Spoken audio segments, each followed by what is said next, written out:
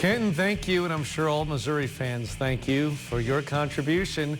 Coming up, Missouri's basketball team begins its season impressively. The Chiefs with a miraculous comeback in Carolina. And the Mizzou soccer team renews one of the most bitter rivalries and historic rivalries in collegiate sports. All this and more coming up on Sports Extra with Chris Gervino.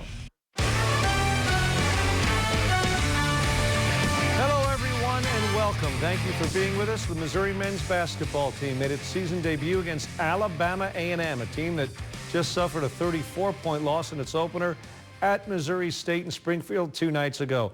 The Missouri Tigers got going early in this one. Cullen Van Leer, the sophomore from Pacific, puts home a three for the first 3 points of Missouri's season. Then the two talented freshmen from Cleveland hook up. Frankie Hughes up to Willie Jackson for the slam dunk. Mizzou up 38-10. Jackson had 11 points and 9 rebounds off the bench. The star of this game, though, is buddy Frankie Hughes. 23 points, including 3 threes in a row early in the second half. And then another youngster. Look at this. Mitchell Smith. Coach Kim Anderson's been high on this young guy. Says he needs to get stronger. How about that strong athletic play for a basket? The Tigers win, certainly over an overmatched team, 99-44, but confidence perhaps for Mizzou winning big in the opener ahead of its game against Xavier on Thursday. Really practiced well this week. We got the opportunity to play a lot of guys. I thought everybody made some contributions, and now we have to move forward. Obviously, the next opponent is Xavier, and they're pretty good. Now it gets real. Now it really matters. Like tonight mattered, but now it's going to show what Mizzou about. And I think we're ready. We come in, we practice tomorrow, we break down Xavier, we get ready to play. Some start for Mizzou tonight with a tough Xavier team waiting Thursday in Orlando. The renewal of longtime rivalry on the soccer field. The border showdown between Missouri and Kansas in the NCAA tournament. An opening round game this afternoon at Rock Chalk Park in Lawrence. Tigers last played in the SEC tournament suffered a penalty kick shootout, lost to Florida. This one tight throughout the match, scoreless in the second half. The Jayhawks' Addison Merrick puts one on net, but Kelsey Dawsey hangs on barely for a save. It remains scoreless, went to overtime. Missouri's Aaron Webb with a pretty good look. Left-footed shot sails high over the crossbar. You can see she's frustrated. Second overtime, Grace Hagan finds her teammate Lois Hukin, and Hukin knows what to do with it. Buries it.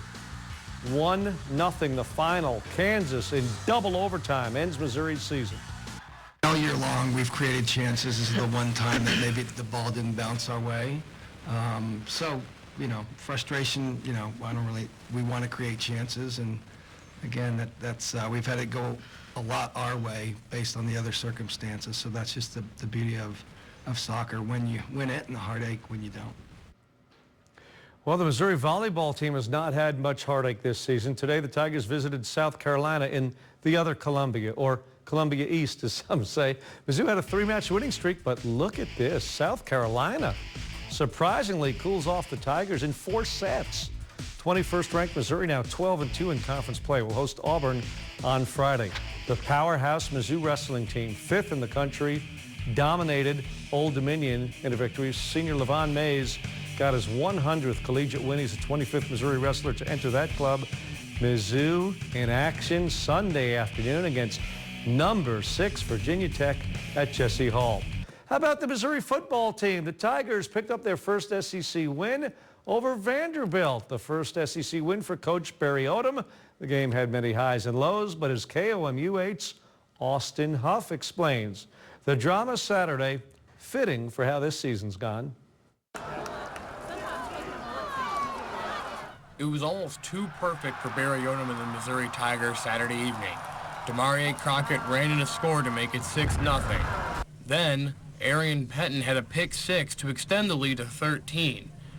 After forcing a turnover on downs, Jamon Moore hauled in an 82-yard touchdown pass. It was all going well for the Tigers.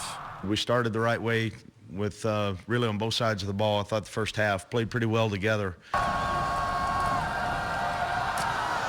But then Vanderbilt cut it to 2. Tucker McCann missed a 21-yard field goal. The offense fumbled the snap at the goal line. Once again, it seemed Missouri was going to lose in a heartbreaking way. Wasn't always pretty. We made ourselves really work for it tonight. This week was different, though. The defense recorded 6 sacks and 8 tackles for loss, and Drew Lock found more in the end zone for a second time to secure the win. It wasn't pretty, but in the end, Mizzou was able to make enough plays to get the victory. It was about time for us to, get a win. It's been rough around here, so come off the field, finish a game like that, that's a good feeling. So it was 5 weeks later than he wanted it to be, but Barry Odom finally gets his first SEC victory as a head coach. The Tigers improved to 3-7 on the season and will head to Knoxville next week to take on the Tennessee Volunteers in a big SEC East matchup.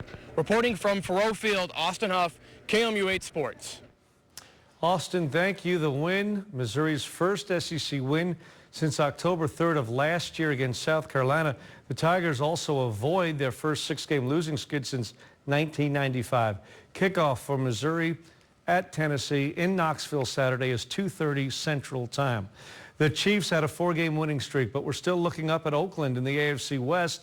The Chiefs could move into that first spot with a win today at Carolina over the Panthers. MVP from 2015, Cam Newton, leading Carolina. He had the Panthers rolling through 3 quarters here, bulldozing his way in for a score. Carolina up 10-zip. It would be 17-0, but the Kansas City defense managed to come back. Eric Berry picks off Newton here, and take a look at this return as Berry zigzags his way across the field and all the way in for a touchdown. Suddenly, it's a 3-point game in the fourth quarter, 17-14. Now tied under a minute to go. Carolina maybe a bit greedy in its own end of the field with no timeouts, throws the ball. The pass is completed, but then Marcus Peters strips the ball carrier, takes it away. Kind of silly with a punt into the stands for a delay of game penalty, but the Chiefs overcome that. Kick a field goal. Cairo Santos nails it. Chiefs win 20-17. They've won 5 straight. They're tied with Oakland atop the AFC West at 7-2, but have the tiebreaker with their win over the Raiders earlier this season. Today marked the last chance for NASCAR Sprint Cup drivers to earn a spot in the Final Four at Miami next weekend. Jimmy Johnson and Columbia's Carl Edwards had already sealed their places, so 2 spots up for grabs in today's race in Phoenix. Joey Logano trying to snatch one of those spots. This race went to overtime after a Michael McDowell crash forced a restart. And in the OT, the drivers fighting for their chase lives. Matt Kenseth ends up in the wall, and in turn, that ends his championship dreams.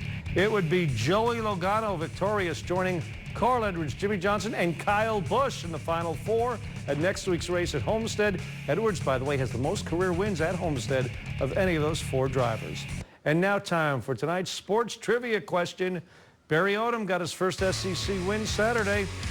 What team did former Mizzou coach Gary Pinkel defeat to get his first conference win, of course in the Big 12 at the time, in 2001? The answer coming up shortly.